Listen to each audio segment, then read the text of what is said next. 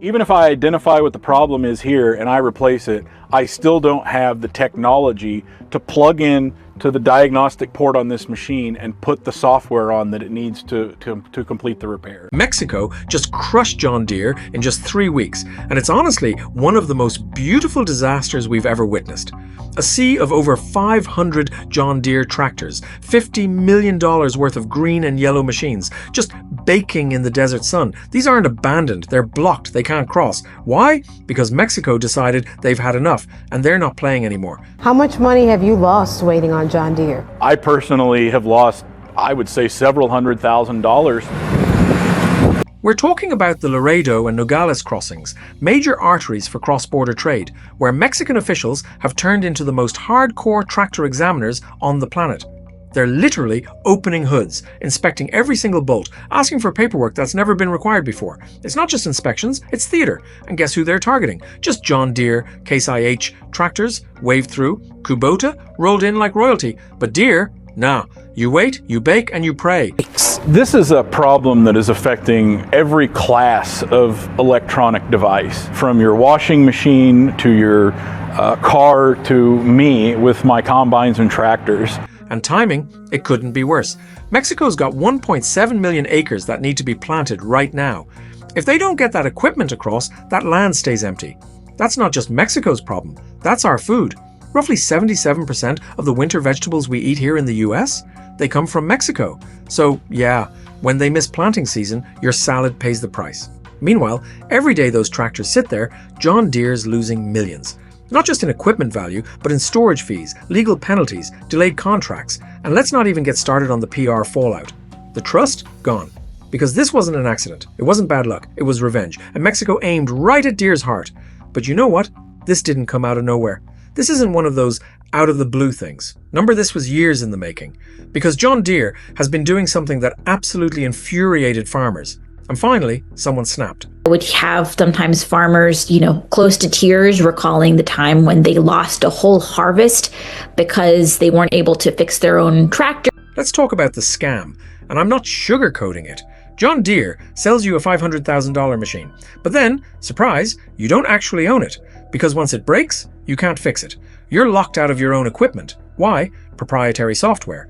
You can't access the diagnostics unless you're an authorized dealer. So, a $400 part failure? That turns into a $15,000 repair bill. It's like buying a car and being told you're not allowed to change your own tire unless a dealership charges you 30 times the price. Sounds insane? Welcome to Deere's customer service. But wait, it gets better. In 2017, Deere executives literally sat in a room and strategized how to make this worse. The internal presentation was called Revenue Enhancement Through Service Exclusivity. Catchy, right? Basically, their goal was to make sure farmers were 100% dependent on them for repairs. No freedom, no alternatives, just pure corporate chokehold. Legal restrictions on people's ability to repair their own product is affecting people across the board. And how did that work out in the real world? Horribly. Mexican authorities recorded over 300 farm bankruptcies directly caused by Deere's repair monopoly. Imagine running your family farm for decades, only to lose it all because your tractor throws an error code and the company makes you wait a week for a guy with a laptop. And let's not forget last year's drought, already a nightmare. Crops were dying. Equipment was pushed to the limit. And what did Deere's dealers do in Mexico?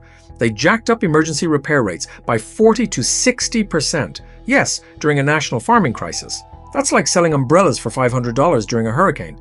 Farmers like Carlos Mendoza and Fernando Ruiz had the parts, had the skills, but not the permission to fix their own stuff. One of them lost 40% of his yield over a $50 sensor. Think about that. Not the weather, not pests, a $50 sensor. So, yeah, Mexico took that personally, and they didn't just get mad, they got smart. They've promised to make the tools available, but haven't done it. Fast forward to the retaliation. The moment Mexico rolled out their enhanced inspection plan, it was like flipping a switch in the stock market.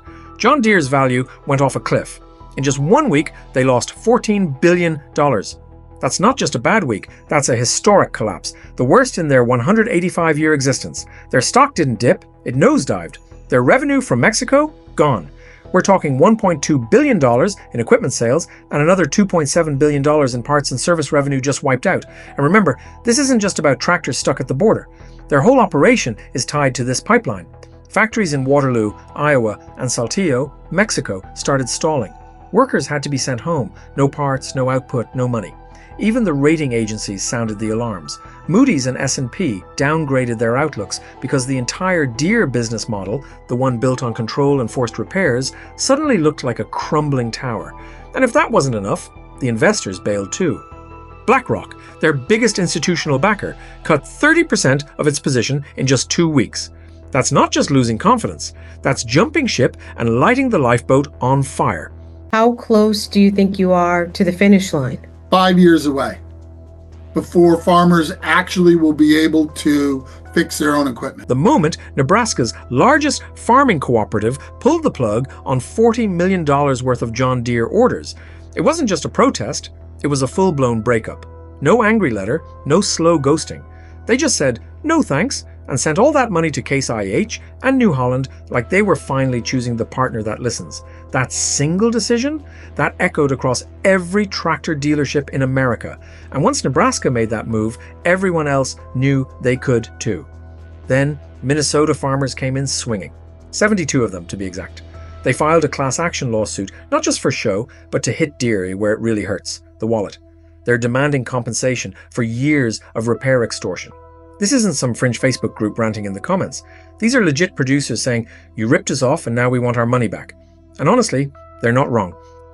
I have the fruits of my labor deteriorating out in the field. The frustration of that, I'd rather give up my farm than have someone dictate those terms to me. And just when Deere probably thought, well, at least the big institutions are staying quiet, the American Farm Bureau Federation, yeah, the same group that represents 6 million families, stood up and said, we're with Mexico. Not kind of, not in theory, but full-on support with a demand for immediate right to repair.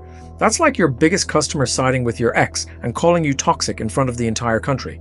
Meanwhile, in barns and tool sheds all over rural America, farmers are quietly becoming tech rebels. Forget service calls, they're logging into forums, downloading unauthorized diagnostic software, and unlocking their machines like they're hacking into Fort Knox. These communities of do-it-yourself mechanics, they've exploded, up 340% since the Mexican border blockade. People who could barely set a ringtone 10 years ago are now bypassing encrypted firmware to fix their own tractors. Honestly, give these guys Nobel Prizes. They're doing more for digital freedom than half the tech world. And now, the ultimate slap in the face, brand loyalty is officially dead. Internally, Deere's own polling showed that only 23% of current owners would buy another John Deere machine. That's down from 71% just a year ago. Ouch. Farmers aren't just mad, they're done. You screw over rural America for decades, and guess what? They remember, and now they talk. But here's where things go from company crisis to global food catastrophe. You remember those crops Mexico was trying to plant with those block tractors? Yeah, turns out they grow more than just salsa ingredients. Mexico is the top supplier for our winter produce, 77% of our tomatoes, 89% of avocados, and 71% of peppers. And with a projected crop loss of 40 to 60%. That's not just a bummer for guacamole lovers. That's a full-blown food price shock heading straight for every grocery store in America. It's already happening. Tomato futures? Up 47%. Avocados? Might double in price by December. And no, that's not some exaggeration. That's coming straight from USDA market models. You're going to walk into the produce section and see prices that make you question your life choices. Do I buy this tomato or do I make a car payment? And if you've got a family, buckle up. USDA estimates say families could see their grocery bills rise by $38 to $64 a week. That's over $3,000 a year, just to eat fruits and vegetables. And that's assuming availability even stays intact. With 37 countries already flagged for food insecurity, we're looking at a perfect storm. Less supply, higher prices, and no backup plan. But while all of this chaos is unfolding, guess who's having the time of their life? Deere's competitors. Case IH saw a 218% spike in new orders. That's not a bump, that's a tidal wave. Kubota's out here like, hey farmers, you want open source tools and no software lockdowns? We got you. And Mahindra, the underdog from India, just went beast mode. They're doubling their US dealerships from 550 to 1,200 in 18 months. That's not a response. That's a land grab. And now for the diplomatic mess. Leaked cables are showing Mexico's actual demands, and they're not messing around. They want full right to repair for every John Deere machine. They want technology transfers so independent repair shops can finally compete. And they want price controls on essential parts, because apparently a $50 sensor shouldn't cost more than a wedding ring. John Deere, obviously in full panic mode, decides to flex its political muscle. They dump $4.7 million into lobbying and remind everyone in Washington that they've greased the wheels of 73% of Congress. Subtle, right? But the problem is, this time, nobody's really buying it. Because here's the thing, Latin America isn't staying quiet. Brazil, Argentina, Colombia, they're all watching how Mexico handles this, and now they're considering joining the party. If that happens, we're talking about potentially losing access to an $18 billion export market. Not because of tariffs or treaties, but because a single company wouldn't let farmers fix their tractors without paying ransom. While Deere clings to its monopoly model, its competitors are out here launching full-blown farmer-first revolutions. Case IH is offering complete transparency, repair freedom, and software access. New Holland's got financing plans that cap repair costs, completely undercutting Deere's gouging model. Agricultural cooperatives are starting to demand repair rights before they'll even consider signing a contract. Basically, if you want farmers' money now, you'd better respect their independence. It's snowballing fast. As more farmers switch brands, the benefits stack up. Word spreads. Better service, fewer delays, no more waiting a month to fix a blinking error code. Every customer lost takes 5 more. And if you want to keep watching this collapse unfold, hit subscribe, it's only getting messier.